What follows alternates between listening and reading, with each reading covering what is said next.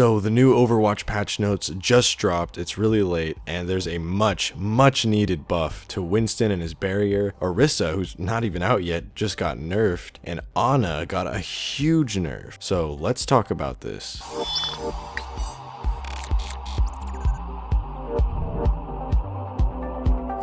If any of you guys play Winston, then you know that your entire playstyle is based around when you leap in and put down your shield. So that shield cooldown and that leap cooldown are literally your lifeline when you're playing Winston. Well, one of the things that Winston mains have been hugely requesting is the ability to get the shield to come off of cooldown as soon as you place it. When you actually place it in game right now, you're going to have it where the shield's going to do its thing and break whenever it happens to break, and then the cooldown's going to start. That adds a good 4 to 5 seconds to an already extremely long cooldown. And when you're Winston and you don't have very much armor, you're going to have a bad time if your shield is down. So honestly, this is a huge buff.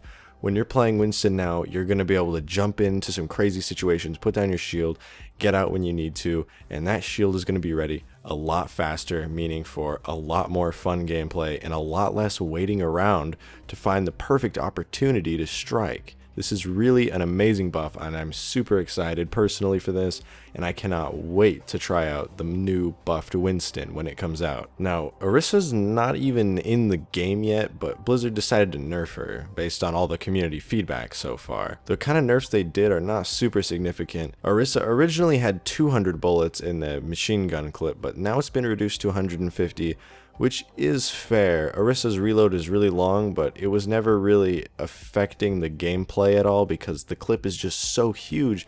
You could tear through and kill like 4 people before you even needed to reload. And I guess Blizzard thought that her ultimate was a little too easy to charge because they decided to remove the cooldown by about 15%.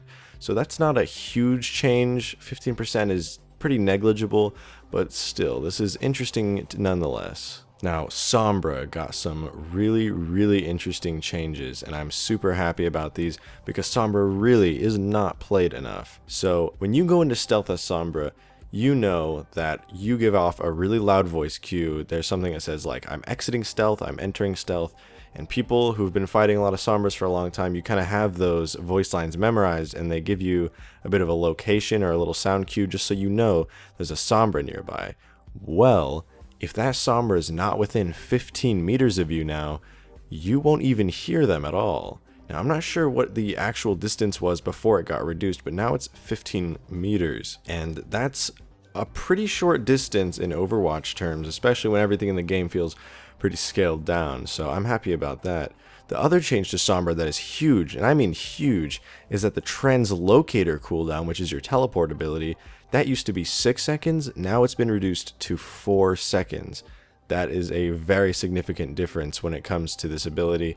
When you're in combat with Sombra, it's a very highly intense, high intensity situation, and those 2 seconds will make a huge difference. Sombra will be a lot more viable for getting out of situations that normally you get trapped into if you didn't have that translocator ready or it ran out. Now it's only 4 seconds of battle that you got to go through before you can toss that to a safe place and get the hell out. Probably the most depressing nerf on this list is Ana. Ana got absolutely nerfed in every single way. It is very sad, especially for me. I bought an Ana golden gun and it's beautiful, but now I'm a little sad. So Ana's biotic rifle got the damage decreased down to 60. It used to be 80, so they reduced the damage by 20. Now I used to 3-shot Pharahs and it was a good feeling. Now it's gonna have to be a 4-shot to 5-shot kill. That is depressing.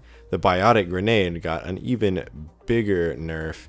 Normally you do 60 damage with that biotic grenade. Now you only do 30. That's barely anything. You might as well just melee them if you're going to try and throw the biotic grenade down for damage. Like, that's not even important anymore. People don't even have to worry about that. So the impact healing used to be 100, so if that nade hit somebody, they'd instantly get healed to 100. Well, they reduced that to 50, and now basically Ana's damage per second has been reduced by a lot, and her healing per second especially has been reduced by a lot.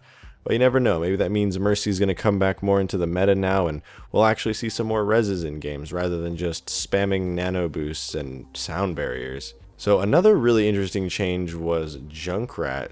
If you play Junkrat and you mess up and you shoot some bombs that come back and hit yourself, you'll know that those bombs will actually deal damage to you. So you kind of have to be careful about where you lob them, and you couldn't just toss them around everywhere.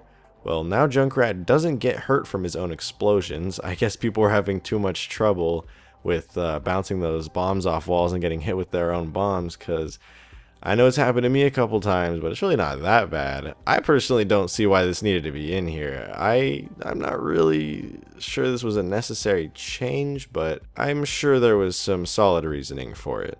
Now, Zenyatta got a really interesting buff in this patch. His Orb of Destruction, which is when you're holding down the orbs and charging them up, when you fire them, there's a delay for 1 second, and you can't fire during that delay.